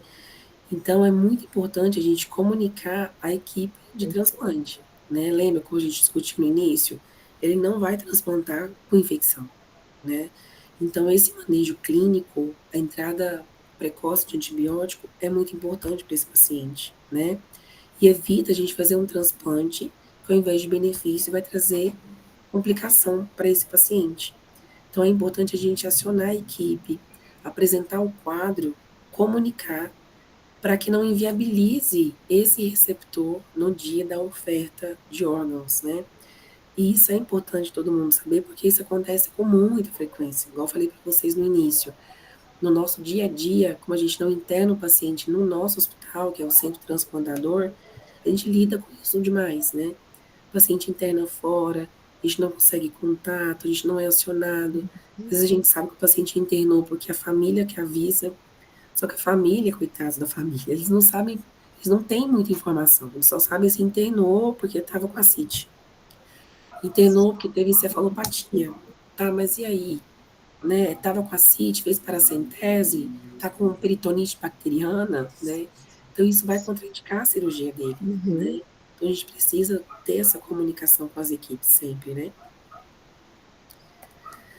Agora vamos para esse último caso aqui, diferente também dos outros. Aqui é um paciente masculino de 42 anos, casado, ensino médio, trabalhador autônomo, reside em Goiás. Ele foi admitido em um hospital aqui no DF. O diagnóstico dele é uma microdiopatia dilatada idiopática, já há 4 anos, com progressiva piora clínica. Segue acompanhamento ambulatório especializado, já usa regularmente medicação otimizada, tem um histórico de 2 internações por descompensação nos últimos 12 meses. Nas últimas 48 horas, ele evoluiu com dispneia intensa em repouso, hipotensão e oligúria. Foi hospitalizado em um hospital da rede hospitalar aqui no DF. Então, esse caso aqui é um paciente com insuficiência cardíaca descompensada. Ele não está na lista. Ele faz acompanhamento ambulatorial na cardiologia geral, né? Toma medicação, estava indo bem. Nas últimas de 48 horas, na verdade, no último ano, ele teve 2 internações, então ele já vinha descompensando. Nas últimas 48 horas, ele piorou e acabou sendo hospitalizado novamente. No caso desse paciente, ele poderia ser listado em critério de priorização? Né, porque agora vocês são especialistas, né, em gestão de transplante, então agora na unidade de vocês internou um paciente assim, o que vocês vão fazer?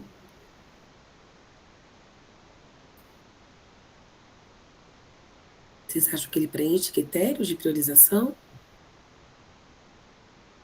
Vamos lembrar lá do módulo do Josélio, lá no início? O que vocês acham?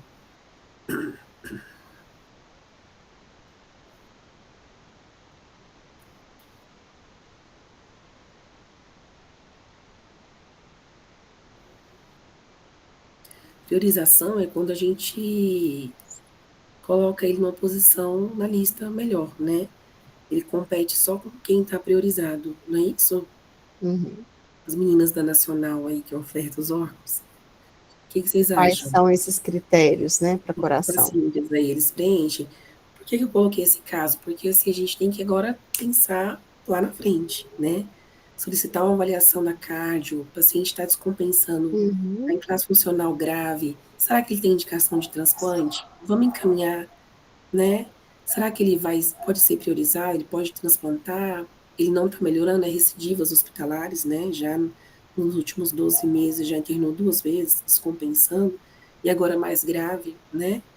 E aí, vocês acham que ele preenche algum critério nesse momento de priorização? Se ele tivesse indicado, né, claro, e fosse para uma lista?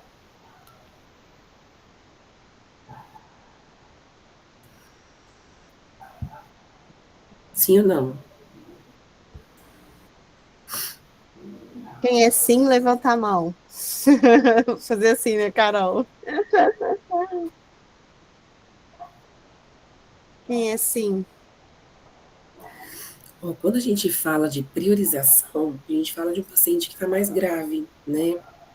Então, é um paciente que está, no caso do cardíaco, né? O coração está batendo com auxílio de inotrópicos, né? Ou ele tem um suporte circulatório, né? Ou ele tem balão intra-aórtico, ou ele tem coração artificial, ou ele tem ECMO, né? Ou ele está entubado, né? Ou então ele tem alguma situação, por exemplo, choque elétrico, tempestade elétrica, né? Vários choques pelo CDI, e a gente pode pedir para a câmera técnica avaliar, né? Então, nesse momento aqui, ele não preenche critério de priorização, certo? Ele não está com droga, ele não está entubado, ele não está com nenhum suporte circulatório, né? Mas ele precisa ser avaliado. Então, a gestão aqui é a gestão da clínica e da indicação do paciente, né? E favorecer a questão que a gente sempre falou desde o início do módulo anterior, que é o acesso do paciente, né, ao centro transplantador, o paciente que está hospitalizado, né? E aí eu coloquei logo embaixo, né, como que a gente realiza, né, esse encaminhamento. Vocês lembram? Falei para vocês aqui em Brasília, como é que a gente faz esse encaminhamento, né, do paciente para avaliação de transplante. Vocês lembram como é que faz? E no caso, esse paciente aqui.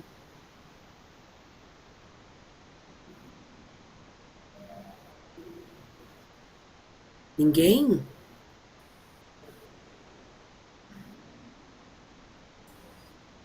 Acho que todo mundo caiu. Ixi, Fala. E eu tô aqui na sala falando sozinha. Pode falar, Paulo. Não, eu comentei que a Carol falou, mas eu lembro da aula que ela falou, mas eu não decorei o processo certinho. Que vai lá, procura, que a procura poder enquadrar lá. Carol, eu não vou saber te responder, mas eu lembro que você falou disso na aula. Vocês têm que saber, ninguém pode sair daqui sem saber isso, não. Ó, então, no caso do paciente aqui, dos pacientes aqui de Brasília, né, todos estão aqui em Brasília, a gente precisa comunicar esse paciente, né, para a central de transplantes, né, e aqui em Brasília a gente tem um núcleo, são núcleos, né, vocês sabem, né, e o núcleo que recebe esses casos é um núcleo de relacionamento intra-hospitalar, que é o NRH. Ou então, ligar lá no transplante, falar, olha, a gente está com um paciente internado na Ceilândia, sabe lá onde, e que tem indicação de transplante. E a gente começa a avaliação desse paciente internado, tá? Então é importante saber desse fluxo, né? Porque às vezes esse paciente hoje, ele não preenche critério de priorização, mas dependendo da evolução dele, ele vai para o trópico, ele não sai mais. Então a gente não pode esperar ele ter alta para ir no ambulatório. É um paciente grave que precisa ser visto durante a internação. E aí o foco seria a estabilização hemodinâmica com suporte mecânico, aí ele conseguiria um transplante com sucesso, né, de forma estável, e estabilizando, isso se tiver piora e necessitar de um suporte desse, né. Se ele não responder e evoluir com falência orgânica, ele pode ter uma contraindicação temporária ou definitiva também. E se tiver uma evolução infecciosa grave, no caso a gente não suspende, mas a gente avalia as ofertas sempre que aparece, com foco no transplante, mas pode ser uma contraindicação relativa também para o procedimento, tá? Mais algum ponto para finalizar?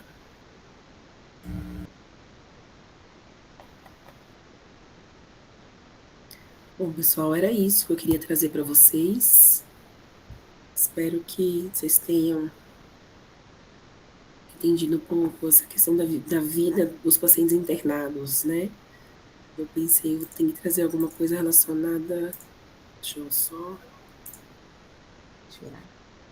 Tirei, gente. Peraí. Não, saiu ainda não. Ah, agora saiu. Tirei. Perfeito, Gente, Carol. a questão da vida do transplante, né? Porque senão ia ficar muito do mesmo. Então, espero que eu tenha trago. Perfeito. E vocês imaginavam que fosse. E condensar essa complexidade, né, de vários órgãos, né, numa generalizando mesmo, né, essa gestão da internação como um todo, do transplante, né, do pré, do durante, do intra, do pós, é muito complexo, né, Carol? Então, cada linha, cada equipe é uma especificidade, né? Então, excelente. Eu acho que deu para contemplar tudo. E quando puxa muito da aula anterior, né, que a equipe trouxe do ambulatório, né, então a gestão do transplante no ambulatório não acaba no ambulatório, né. O enfermeiro que está no ambulatório, ele é um enfermeiro que ele é o elo de ligação dos outros setores, né, então ele trabalha no plano terapêutico do pós, na avaliação do pré durante a internação, ele não fica só dentro do hospital, ele se comunica com a rede hospitalar do estado, até do nosso aqui, né, do DF, então ele precisa ter essa comunicação efetiva, para que a gente não venha inviabilizar um transplante no pré, e para que ele consiga ir de alta de forma precoce e segura, né, no pós-transplante também. Vem reforçar ainda mais a importância do pré, né, Carol? Sim. Ela interfere em tudo, né, na parte da internação, do pós, da liberação, em tudo. O preparo da família, conhecer a família, né, até a condição, né, do pós. potencializar a família, Com potencializar o certeza. paciente, né? Porque eles é que vão ser os nossos porta-vozes, né? Uhum. Dessas etapas todas, principalmente no caso da minha realidade, que a gente não consegue internar o pré, então a gente fala, liga, avisa, manda e-mail, mas não deixa de avisar que você internou. E quão é Porque isso é importante uma muito família bem informada, né, Carol? Que está entendendo o que está acontecendo ali, né, que sabe o que vão precisar no pré e depois do transplante, né? E esse ambulatório, ele é primordial para isso, né? Para você ter sucesso em todas as fases ali da internação, né? Pós-alta. Então, é muito importante, né?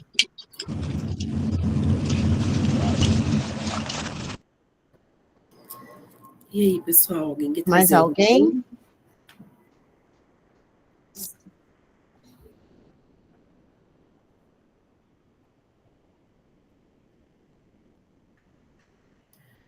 Não, tá todo mundo. Está todo mundo calado.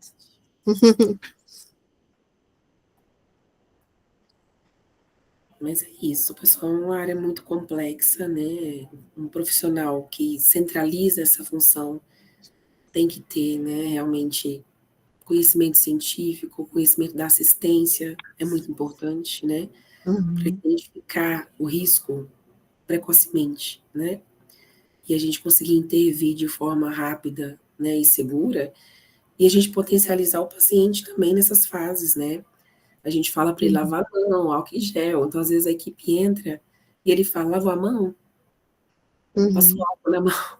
Então ele também acaba sendo um porta-voz nessa etapa também, né?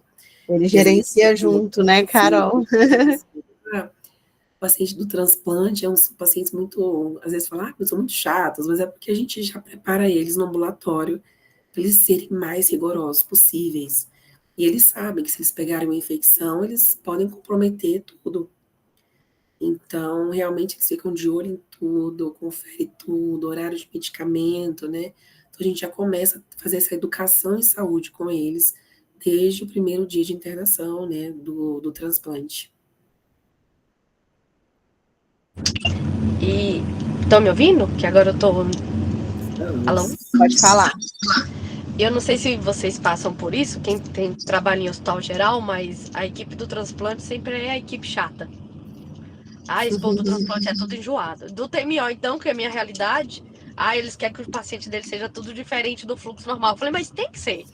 A Carol falou muito, não pode esperar uma febre. Como assim? Mas é isso, é um trabalho de formiguinha. Quando você está no hospital de transplante, né, como isso acho que todo mundo já está muito incorporado no transplante. Mas quando você está no hospital geral e tem um transplante, aí você sofre um pouquinho mais. Mas é assim, faz parte. Eu acho que quando você faz muito de uma coisa, vai virando hábitos. E às vezes hábitos errados, sabe, Jaque? Às vezes eu percebo que no início, lá quando começou, tinha mais rigorosidade em algumas coisas. Hoje, como virou um hábito, acaba. Banalizou, né? Exato. Então, precisa ter, sabe, sempre ter essa questão de falar novamente, treinar de novo, educação em saúde sempre. Porque muda muito as equipes, né? E antes, assim, tinha um transplante, era um evento, né? Meu Deus, o transplante, e aquela coisa, o paciente do transplante, né? Não, ninguém pode encostar e tal. Hoje não é assim, né? Porque a gente já chegou a ter na enfermaria, mês passado, 27 pacientes transplantados na enfermaria. Então, mais da metade da enfermaria é transplante. Entendeu? Então, acaba virando, né? Não sei se é a pressão do Paulo também, mas acaba banalizando coisas importantes, né? Em relação ao risco de infecção imunossuprimido, né? O TMO nem se fala, né, Jaque? O TMO é outro mundo, a gente isola mesmo eles lá no andar da medula, porque realmente o risco é, assim, até maior do que quando a gente fala do transplante sólido, né? Então, Paulo trabalha bastante, né, Paulo? Não dá sossego pro Paulo um minuto. Eu ia falar isso, Carol. quando, até assim, no contexto que a Jaque falou, Jaque, é 2 pontos, viu, bem diferentes. Eu vou dar um exemplo para você. Até antes, quando eu estava no outro serviço, eu lembro que era um outro serviço que nunca tinha sido feito um transplante de medula nele. Então, ia ser o primeiro, só que era uma paciente que já tinha sido feito o primeiro transplante de medula. E aí, precisou retransplantar. E nesse serviço que eu trabalhava, ia ser a primeira vez. Nossa, assim, o hospital se mobilizou todinho, assim, fez coisas sem imaginar o que ia receber. Então, aquilo era algo que para a gente, naquele serviço, era novo. Hoje, a gente trabalha no centro transplantador, então, muitas das vezes, isso para o profissional já é mais uma novidade. Então, assim, é igual o cara que eu vou explicar. No início, todo mundo tratava como se fosse um cristalzinho. Depois, com o tempo, assim, não se torna mais um cristal, é algo mais comum. Então, por isso que, às vezes, passa a ser mais um desafio para a gente também. Porque é igual um acidente, né, Carol? Quando você aprende a dirigir, você está aprendendo a dirigir, toma muita atenção no volante e tudo. Depois você perde o medo do volante e tudo, que o risco maior acontece. Então, é meio que um desafio que a gente compara um pouco com isso. E a importância de analisar cada caso, né? É muito importante. A gente nunca pode achar que a gente já viu tudo, que sabe de tudo, que a gente está enganado, né? Sempre tem um caso novo que a gente tem que sentar, refletir o que aconteceu, né? Igual essa história do GL, que eu estou falando para vocês, isso aí, para mim, nunca imaginei que poderia ter uma complicação tão impactante, né? Essa oscilação de temperatura possível que pode estar acontecendo, né? Então, isso é uma coisa muito importante da gente estar vendo. E aí, quem sabe, até repassar, né, para a central de transplantes, repassar para os outros centros de transplante também, para os outros equipes, porque isso pode impactar quantos órgãos a gente já recebe captado, né? Que a gente não sabe como é que foi o armazenamento, né, deles lá, né? Que eu garanto o meu, que eu faço, não posso garantir o do outro, né?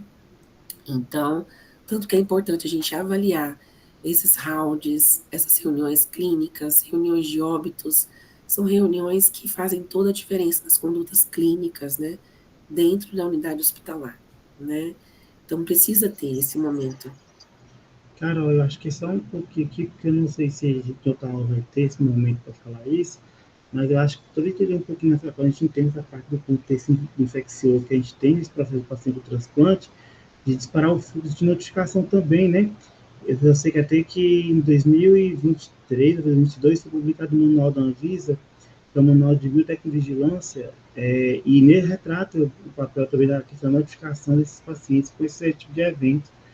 Então, entender um pouquinho também que tem a obrigatoriedade de notificação desses eventos também. Isso, a importância da notificação, né? Notificar tudo, né? Notificar não é para punir, é para a gente melhorar, né? Às vezes a gente fica com medo, né? Muita gente tem medo de notificar, vai fazer retaliação, vai isso, vai aquilo. Mas no ambiente hospitalar, você precisa notificar, né? Quanto maior a notificação, melhor é, né, a produção e assistência segura daquela instituição, né? Então, a gente precisa ter essa cultura da notificação, né, Paulo? A notificação de biovigilância, junto ao setor da qualidade, para que a gente consiga mudar, né, condutas, protocolos, né, clínicos ou não clínicos que estejam acontecendo e que a gente precisa melhorar, né? Porque pequenos detalhes nessa área de transplante pode fazer, sim, toda a diferença, né? E os profissionais têm muito medo, né, gente, de notificar. Notificação é um desafio, acho que em qualquer instituição, né? Mas são processos que são necessários, né, para a gente evoluir, né? Para a gente poder identificar onde a gente está falhando, onde que não está legal, para poder colocar as intervenções necessárias para melhorar, né, o processo. Se a gente não notificar, a gente não sabe o que está bom, o que está ruim, né? Aqui, nossa, aqui a gente tem cada filtro, a gente ouve cada coisa das equipes, você fala, a gente põe no papel, notifica, né? Vamos, mas é um medo de assinar as coisas que eu vou te falar. Mas se não colocar, não notificar, como é que a gente vai dar andamento, né? Então é muito importante, isso é cultural. Eu acho, Ana, que ainda é um desafio, mas eu acho que a gente olha para o passado, Eu acho que a gente já começou a melhorar um pouquinho. Uhum. Acho que hoje o caminho é as instituições tentar o papel da importância da notificação, né, que não é muito coletiva, é mostrar que a notificação recebe um processo de melhoria, é mostrar que o indicador de notificação mostra para a gente também. Aí eu acho que entra muito também a maturidade do gestor da área, né, do gestor entender que a notificação não é para deixar na equipe dele, é mostrar que existe uma notificação com circunstâncias de risco de ser trabalhado e tudo. Mas eu acho que hoje em dia a gente está começando a melhorar, mas ainda assim pode ser um desafiador. Eu acho que para quem ainda está começando esse processo, acho importante também de deixar o sistema de notificação para quem ainda tem receio de forma anônima, né? Também para quem quer, para a gente não perder informação. E sim, a gente vê, assim, né? Por exemplo, geralmente pela equipe de qualidade e tudo, o quanto que a notificação ajuda no processo para a gente. Então, a gente, às vezes, se tem evento, vai parar para olhar e fazer assim, a riqueza que é essa questão da notificação, né? Então, eu acho que tem se trabalhado muito isso, ainda é desafiador, mas quando a gente olha para trás, a gente já começa a estar no caminho. Eu acho que é isso que Com certeza. E a gestão, ela tem que incentivar, né, Paulo? Dar caminhos mais fáceis até para fazer essas notificações, né? Tá acessível a todo mundo, né? Eu acho que avançou muito mesmo, Paulo. A gente tinha antes, né, nem núcleo de segurança do paciente, é recente, né, a criação. Carol, quando a gente para olhar por legislação, eu falo isso pela legislação nossa, a legislação que rege o funcionamento nosso com controle de infecção já é antiga, já é antiga, ela é de 98, os núcleos de segurança do paciente e qualidade passaram a funcionar a partir da EDC 36, então, assim, é novo ainda, então, assim, né, então, assim, esse processo é um processo que você pode parar, ainda é um processo muito novo ainda. Por isso que hoje, o processo de acreditação ainda reforça muito a importância da cultura da notificação institucional e de outros processos.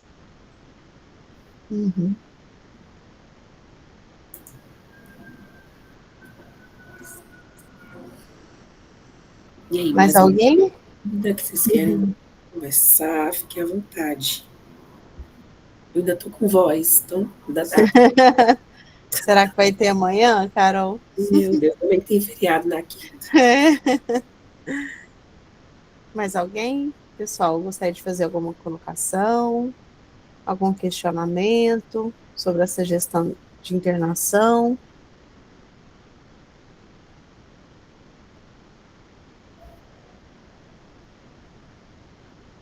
Não? O pessoal tá cansado, hein? Acho que tá acabando a pós, né? Acho que estão cansados. Acabando o ano. Não. Eu acho que era isso, né, Carol? Sim, acho que sim. Acho que para o próximo encontro. Quem quer falar? Não? Não, eu só ia falar que eu tô com dó da Carol, coitada, deixa ela beber água aí.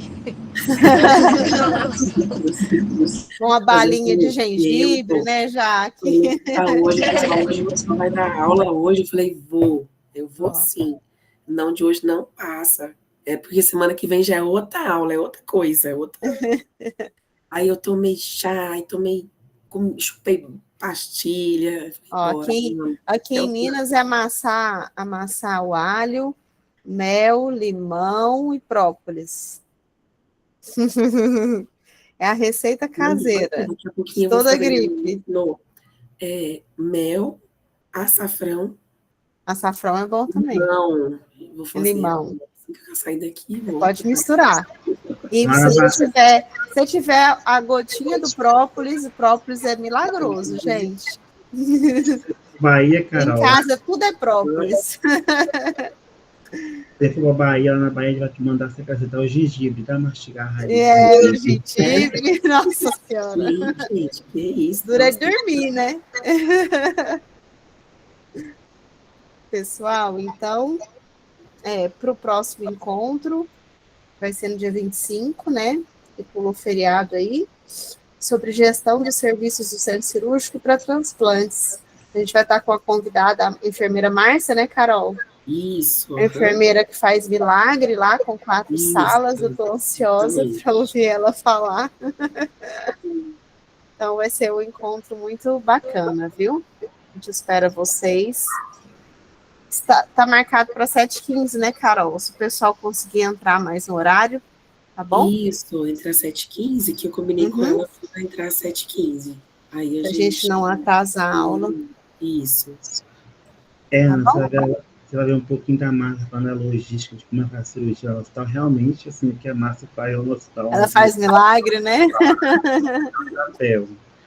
Porque a gente vê cirurgia que consegue fazer. Eu tô pretendendo anotar a receita do bolo aqui.